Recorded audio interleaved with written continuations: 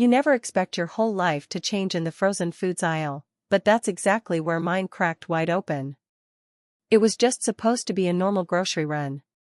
Milk, strawberries, a pack of dinosaur chicken nuggets because Emmeline refused to eat anything else. I wasn't looking for anything special. Just going through the motions. And then my 6-year-old pointed at a stranger and said something that made my entire world stop. That's when I knew. The version of my life I thought I was living wasn't the real one at all. Let me ask you something. Have you ever been hit with a truth so unexpected, so raw, that it took the air right out of your lungs? Like, 1 second, you're pushing a shopping cart, humming to yourself, and the next, your entire life flashes in front of you, and none of it looks the way you thought it did? If you've ever been blindsided like that, drop a comment. Would you have walked away, or kept pretending? And hey, like this video if you've ever been stuck between what your eyes saw and what your heart didn't want to believe. And don't forget to subscribe, because some stories don't unravel loud and dramatic. Some of them fall apart in aisle 9. My name's Brynlee Stevenson. I'm 38. A mom. A wife. And I used to think that was enough. My daughter, Emmeline, is 6 and basically rules my world. She's this wild mix of curiosity and chaos, like she was built entirely out of glitter and opinions. My husband? Joe Berg. Pediatric surgeon. Handsome in that clean-cut, scrubbed-down kind of way. People call him Dr. Joe like he's a superhero. And I guess, on paper, he sort of is. Everyone always said we were the dream family. Cute house. Date night selfies. Emmeline's art projects stuck to the fridge with magnets from all the places Joe traveled for work. You know the type, everything looks perfect if you don't look too closely. But inside that picture? It was quiet. Too quiet. Like when you walk into a room and the TV's on mute, you can see everyone moving, smiling, talking, but you can't hear a thing. That's how our home felt. Joe worked late. A lot. Some nights I'd fall asleep on the couch with the TV playing just to hear something that wasn't silence. He'd come home long after Emmeline was asleep, smelling like expensive soap and exhaustion. We barely touched. Barely talked. Unless it was about what we were out of: milk, toothpaste, patience. And me? I just existed. Brushing Emmeline's hair into tiny ponytails. Packing peanut butter sandwiches. Answering questions like, do mermaids get cold? I was keeping the house running. But I wasn't living in it. I'd lie to myself sometimes. Tell myself Joe was just tired. That this was just what happens after years of marriage. That love turns into duty, and passion turns into quiet resignation. And I believed that, until one Tuesday afternoon changed everything. But before I get there, let me tell you about Knox Wall. Yeah, I know. The name sounds like a bad boy from a teen drama. And honestly, he kind of was. Knox is Joe's best friend and business partner.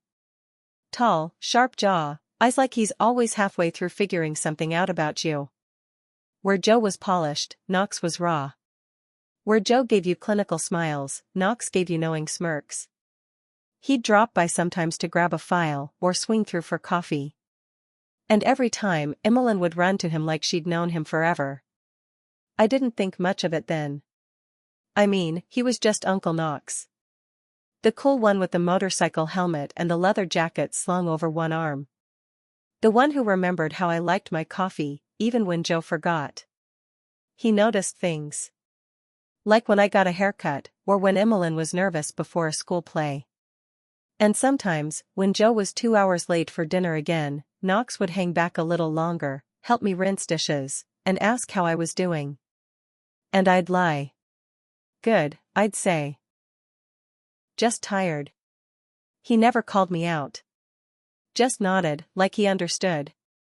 And that was the beginning, really. Not of something scandalous or wrong. But of something unspoken. That feeling you get when someone looks at you and actually sees you. It had been so long since I felt that way. I almost didn't recognize it. Looking back now, maybe that was the first crack. Not Jada. Not the grocery store. But Knox. Knox Wall, standing in my kitchen, handing me a dish towel and smiling like I still mattered. Because here's the thing no one tells you. You don't fall apart all at once. Sometimes, it starts with a look. A silence. A name said just a little too softly. And sometimes, it starts with your own daughter, reaching up with peanut butter on her chin and asking a question you can never unhear. Have you ever walked into a room in your own house and felt like a stranger? Like you're standing in a photo someone else took, smiling faces, nice lighting, everything staged just right. But you weren't really there when it happened? That's what it felt like living with Joe the last couple of years. He was barely home. And when he wasn't there. Not really. Just this tired shell of a man who used to laugh with his whole chest and sneak behind me while I was cooking just to wrap his arms around my waist. Now he barely looked up from his phone. He missed Emmeline's last 3 birthday parties. First it was an emergency surgery. Then a conference. Then, I don't even know. He called during cake once. Put her on speaker for 27 seconds. Said, "Daddy loves you, sweet pea," and hung up before she could show him the glitter unicorn she made for him. She still asks why he didn't come. And what do you say to that? I tried to make up for it. I always tried. I did the cupcake towers, the sleepover tents, the bedtime lullabies. I clapped louder than all the other parents at her spring recital, even when she forgot half her dance steps. She didn't care. She ran off stage and said, "Did you see me, Mama?" I nodded and hugged her so tight. But all I could think was, what would it feel like to be the one who gets hugged like that? To be seen like that? Because it had been years since Joe looked at me like I was anything more than necessary. One night, I found a lipstick stain on the collar of his undershirt. It wasn't my shade. Wasn't even close. I stood there in the laundry room just holding it, staring at it like it was a bad dream I couldn't blink away. This soft, smeared line of color. Coral pink. I wear plum. Or nude. Never coral. When he got home that night, late, again, I didn't blow up. I didn't throw it in his face. I held up the shirt, quiet, steady. And do you know what he said? He laughed. Laughed. "Babe, it's probably from one of the nurses. They always hug me goodbye." Then he kissed my forehead like I was a child asking about monsters under the bed. And walked off. I stood in the hallway with that shirt in my hand. And I didn't know what hurt more. That he might be lying. Or that he didn't even care enough to lie well. That night, I poured myself a glass of wine, sat at the kitchen table, and stared at the fridge. Magnets. Emmeline's spelling test. A post-it note reminding me to buy dish soap. I remembered when that fridge used to be filled with postcards from our road trips. Seattle. San Diego. That one time we got food poisoning in Santa Fe and he swore he'd only eat my cooking for the rest of his life. He was so full of life back then. When we were first married, he used to leave me little notes. "Don't forget how beautiful you are. Pick up almond milk, love you more than caffeine. Can't wait to crawl into bed with you tonight." Now I was lucky if he remembered to pick up Emmeline from gymnastics. And still, I kept showing up. Kept making breakfast. Kept keeping everything together with duct tape and a forced smile. I told myself I was doing it for Emmeline. That she needed both parents. That it was just a rough patch, and every marriage hits one. But deep down, I think I was just scared. Scared that if I stopped pretending, I'd have to admit how far we'd drifted. That we'd become 2 satellites orbiting the same planet, never touching. Never colliding. Just passing each other over and over in silence. And somehow, that silence became normal. Until a little girl in a grocery store aisle said something that made the silence explode. But we're not there yet. Because before the explosion, there were the tremors. The quiet warning signs. The tiny betrayals that don't leave bruises, but carve deep anyway. And I kept pretending not to feel them. Until I couldn't. It was a Thursday. I remember that because Magnolia Market does double points on Thursdays, and I had one of those crumpled paper coupons in the bottom of my purse that was finally about to expire. Emmeline had just finished ballet. She was still in her sparkly tutu and light-up sneakers, twirling through the automatic doors like we were entering Disneyland instead of a grocery store. I was exhausted. You know that kind of tiredness where even your bones feel annoyed? But she was giggling, asking for strawberry yogurt and cinnamon cereal, and I was doing my best to fake a little joy. "All right, grab a cart, little peanut," I said, ruffling her curls as she hopped up on the front. She steered like a drunk pirate, zigzagging past the fruit stands, begging for marshmallows, narrating everything like we were on a reality show. I smiled. Genuinely.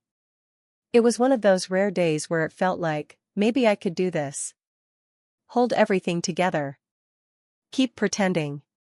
Fake normal well enough that it felt real, even just for a little while. We turned down the cereal aisle. She leaned forward dramatically like she was on a mission. "Don't forget the frosted kind, Mama. Not the gross healthy ones with sticks in it." I laughed. "Got it. No cereal that looks like rabbit food." And then, she froze. Like literally just stopped cold in the cart. Her little hand lifted slowly, pointing straight across the aisle, and her voice dropped to a whisper that felt way too serious for a conversation about cereal. "That's the Lady Daddy kisses." I blinked. My brain short-circuited for a second, like, surely I misheard her. Maybe she said, "That's the Lady Daddy misses." Or maybe it was some weird kid misunderstanding. You know how kids say stuff. Right? So I laughed. Nervously. "What, baby?" I asked, pushing the cart a little closer to the cereal so I could pretend like everything was fine. She didn't laugh. She didn't even blink. She was still pointing. I followed her finger. And then I saw her. A woman. Tall. Effortless. That kind of expensive-looking pretty that made you instantly aware of your own faded leggings and stained hoodie. Her hair was a perfect curtain of dark waves, not a strand out of place. She wore red lipstick. Coral red. Coral. Just like the lipstick stain on Joe's collar. My stomach turned. She was pushing a cart half full of fancy greens, artisan bread, oat milk. The kind of stuff Joe always said tasted like cardboard, except we had that same oat milk in our fridge at home. And then she looked up. Our eyes met. And just like that, everything around us disappeared. No cereal boxes. No buzzing fluorescent lights. No 6-year-old in a tutu clutching the handle of the cart. Just her. And me. And that look. That look. Have you ever locked eyes with someone and just know? Like, not just, oh hey, she knows who I am, but she knows what she's done. She didn't smile. Didn't pretend. Didn't fake surprise or confusion. She just stared at me, for 1 second too long, and then turned her cart around and bolted. Down the baking aisle. And me? I stood there frozen. Holding onto the cart like it was the only thing keeping me upright. Heart pounding. Mind spinning. Trying to convince myself that maybe, just maybe, this was still some weird mistake. But I knew better. Because I've seen a lot of things in my life. But nothing, not one single thing, ever looked the way guilt does when it's staring right back at you. I didn't say anything that night. Not to Joe. Not to Emmeline. Not even to myself. Because what do you even say? Hey, baby girl, can you repeat that little bomb you dropped about daddy kissing strangers between the granola and Cheerios? No. I couldn't say it out loud. Because once you say something like that, you can't take it back. And deep down, some part of me was still trying to pretend this wasn't happening. But silence doesn't erase suspicion. If anything, it feeds it. And that night, long after Joe had kissed Emmeline goodnight like he hadn't missed her whole recital the day before, long after he'd crawled into bed beside me and started snoring like a man without a single secret, I slipped out of bed and sat in the hallway with my back against the linen closet door. Phone in hand. Hands shaking. I opened Instagram. Typed in a name I didn't even realize I remembered, Jada Warren. And there she was. Same perfect waves. Same coral lipstick. Except this time, she was posing at a wine bar in Napa with a caption that read, "Grateful for stolen time. Kiss mark sparkles." The post was 3 weeks old. The same weekend Joe had been in San Diego for a pediatric leadership summit. I zoomed in on the wine glass in the second photo. There were two glasses. 2 sets of silverware. 1 reservation. And a man's hand, just barely in frame, resting on the table. Familiar.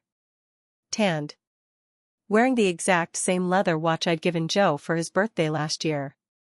I felt it then. Not just the suspicion. The knowing.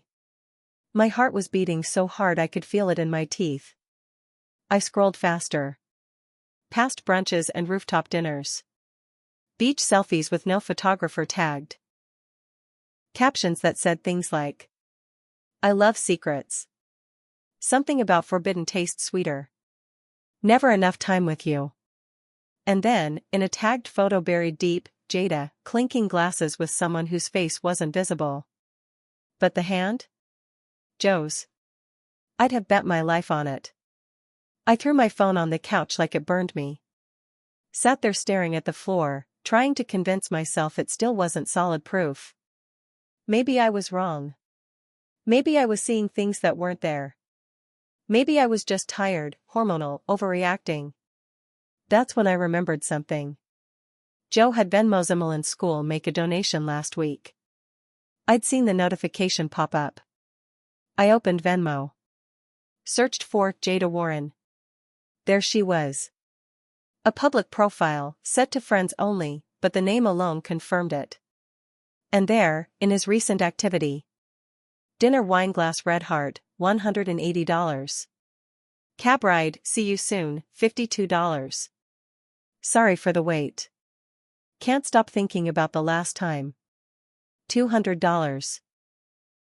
I stared at those messages so long my thumb went numb from pressing the screen. I wasn't just seeing the cracks anymore. I was inside them. This wasn't emotional distance. This wasn't growing apart or busy schedules or just a bad season. This was a betrayal. Active. Ongoing. Expensive. And Joe. Joe was living 2 lives while I was here sorting mismatched socks and making dinosaur-shaped pancakes. But it wasn't until I found the emails that everything really shattered. He left his laptop open one morning. Something he never does. Like the universe wanted me to see. I wasn't even looking for anything. I swear I wasn't. I was just going to close it. But then I saw it, an email notification from a folder labeled taxes. I don't know what made me click it. But I did. And what I found wasn't taxes. It was her. Emails. Dozens. All tucked away neatly in a hidden label. The tone. God. Not just flirty. Intimate. Familiar. I couldn't stop thinking about how you looked in that blue dress. You still smell like lavender in my head. She doesn't see you the way I do. Not anymore. Yours always, Jay. Yours always. That's the one that broke me. Because I remembered when I used to sign off that way. Back when we were still new. Back when forever still felt possible. And now? Now forever belonged to someone else. I didn't scream.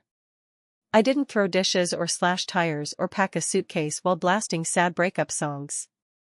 No. I woke up the next morning, brushed Emmeline's hair, tied her shoelaces, and watched her run off to school like nothing in the world was burning. Then I sat in the car, hands on the wheel, staring at the dash like it might give me directions to whatever I was supposed to do next. I didn't drive to Joe's hospital. Didn't text him. I typed one name into Google Maps. Jada Warren. Took me 3 tries to spell it right because my fingers wouldn't stop shaking. She worked at a boutique interior design studio downtown, Melendez and Company. I'd passed it 100 times before and never noticed. Now I couldn't look away. The place looked like it belonged in a magazine, glass walls, minimalist everything, soft jazz floating from inside. Not a single fingerprint on any surface. I stepped inside like I was floating. Not a plan in my head. Just this sharp thing in my chest that wouldn't stop twisting.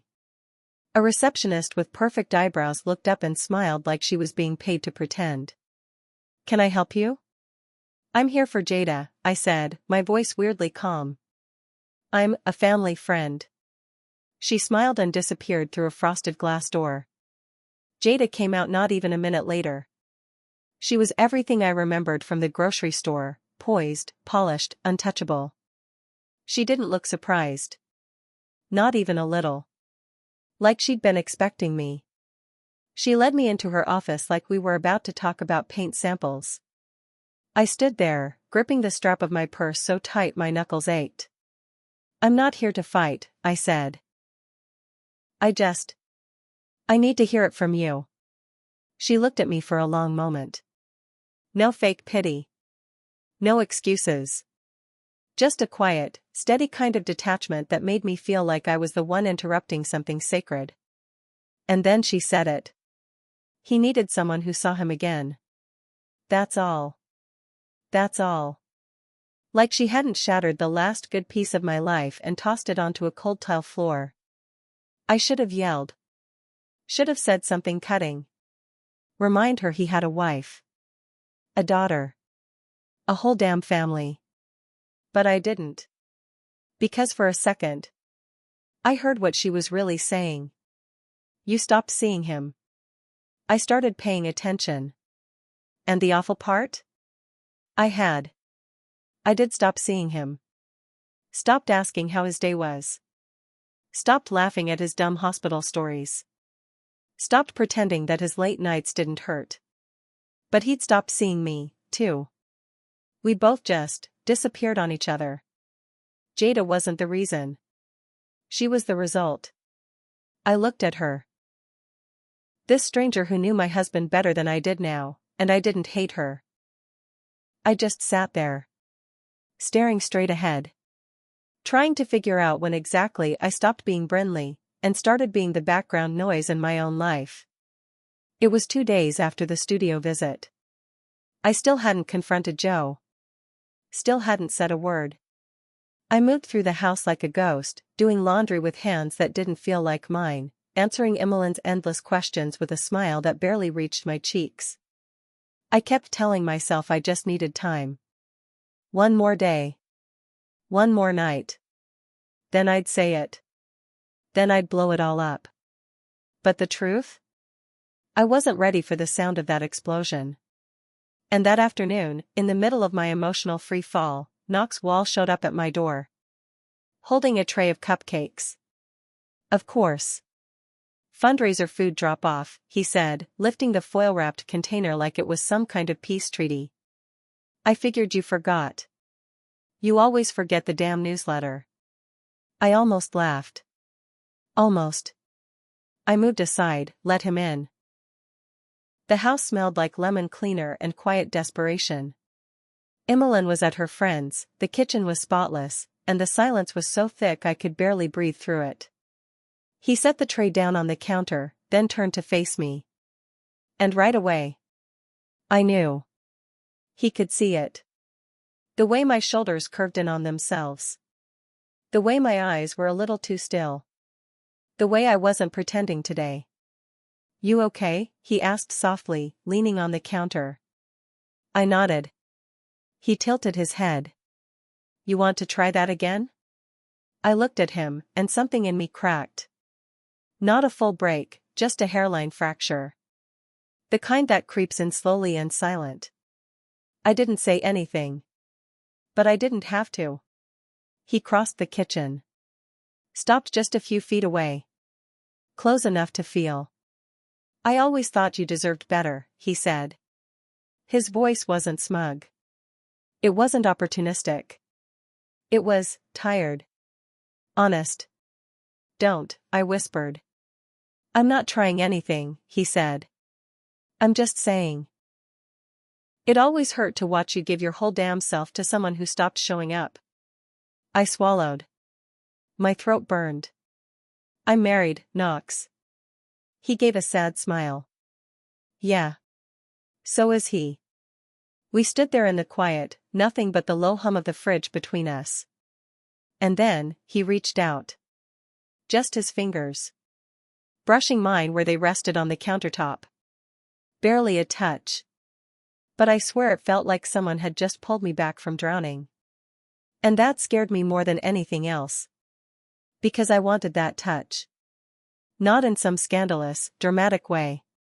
But in that desperate, awful way you crave a warm blanket when your bones have been cold too long. He stepped closer. And for a second, I thought he was going to kiss me. Worse, I thought I might let him. Because at that moment, I didn't feel like Joe's wife. I didn't feel like Emmeline's mom. I didn't even feel like Brynlee. I felt like someone. Seen. Touched.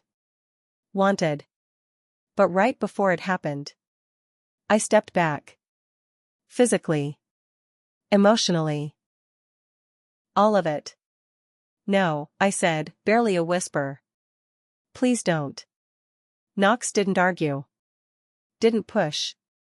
He just nodded, hands in his pockets. I meant it, though, he said. You deserve more. Then he walked out. Closed the door behind him like it didn't weigh 1,000 pounds. I stood in the middle of the kitchen, heart pounding, palms sweating, and all I could think was. Betrayal isn't always loud. Sometimes it's soft. Sometimes it shows up holding cupcakes. Sometimes, it lives inside you. And in that moment, I realized something that made me feel even sicker than I already did. This wasn't just about Joe anymore. The rot wasn't just around me. It was inside me, too.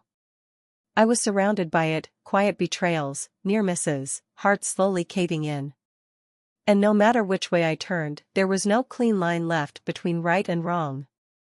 Only loneliness, and the people who reached for you when it got too heavy to carry alone. It was a Saturday morning. Cartoons were playing in the background. The smell of waffles filled the kitchen. Joe was already gone, surgery, again. I was sitting at the table watching Emmeline trace hearts into a puddle of syrup with the back of her spoon. Her curls were a mess. Her pajamas didn't match. And she looked perfect. And I realized. She was the only honest thing left in my house. So I said it. Softly. Carefully. Like I was asking her favorite color instead of a question that would tear the rest of my heart out. Hey, baby, that lady we saw at the store. The one you said daddy kisses, how long have you seen her? She didn't look up. Just shrugged, like it wasn't a big deal. A lot. My hands tightened around my mug. I told myself not to react. Don't flinch. Don't let it show. Let her talk. Where? She licked syrup off her thumb. Sometimes when he picks me up from ballet. Sometimes when he says he's going to the store but takes forever. She's really pretty, Mommy. I nodded, but I couldn't hear anything over the sound of my heartbeat. Does she talk to you? She nodded. Yeah. She said I look just like Daddy. And she always tells him he smells good. And she gives him that smile you don't do anymore. That smile. You don't do it anymore. Something inside me cracked wide open right then, not with rage, but with grief. Because she was right. I hadn't smiled at him like that in years. Not with softness. Not with wonder. Not with anything that even resembles love. Not since I started spending most of my nights staring at the ceiling wondering when we stopped trying. I kissed Emmeline's forehead. Told her to go brush her teeth. She skipped off without a clue that she'd just sliced me wide open. I sat there for a few more minutes, then stood up. Walked to our bedroom. Pulled the suitcase from under the bed. Not to leave him. Not yet. Just to leave here. I needed air. I needed silence that wasn't heavy. I needed to figure out who I was without a man, a child, a ring, or a house full of echoes. I folded clothes slowly. Mechanical. Jeans. Hoodies. The sweatshirt I always wore on bad days. No makeup. No heels. Just the parts of me that felt like me. As I zipped the bag, my eyes landed on a photo on the dresser. It was us. Joe, me, and Emmeline. Smiling at the beach.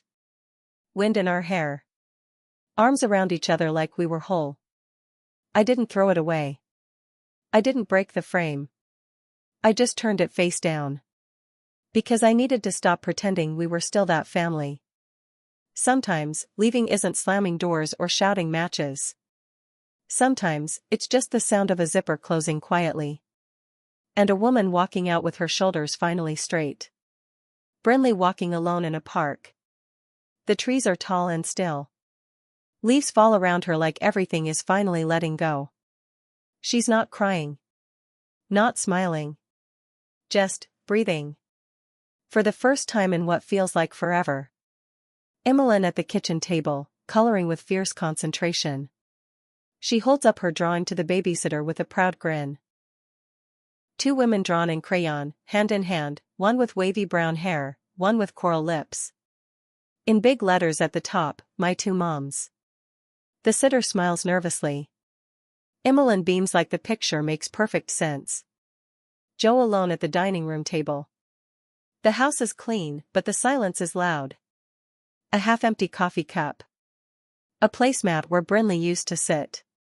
He stares at it like maybe, if he stares long enough, she'll walk in again. Some betrayals don't come with shouting. Some arrive in whispers, from the mouth of your child. You spend so long convincing yourself you're fine. That this is just what marriage looks like after a decade. That silence is safe. That numbness is normal. I thought I was doing enough. I was keeping it together, holding it down, surviving. But sometimes, surviving isn't the same as living. Sometimes the truth doesn't scream.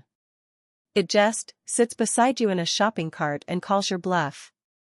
And when that moment comes? When the lie you've been living finally looks you in the eye, there's no dramatic breakdown, no fire, no fury. Just a woman, packing a bag she never thought she'd need, and walking out before she forgets what breathing feels like. Maybe I'm not angry anymore. Maybe I'm just done. And maybe that's where real change begins. If you've ever discovered the truth in the most unexpected place, drop a shopping cart emoji in the comments. Let's see how many of us are carrying truths we didn't ask for. Like, subscribe, and share this with someone who's ever felt like a stranger in their own life. Because sometimes, just knowing you're not alone, is the first step back to yourself.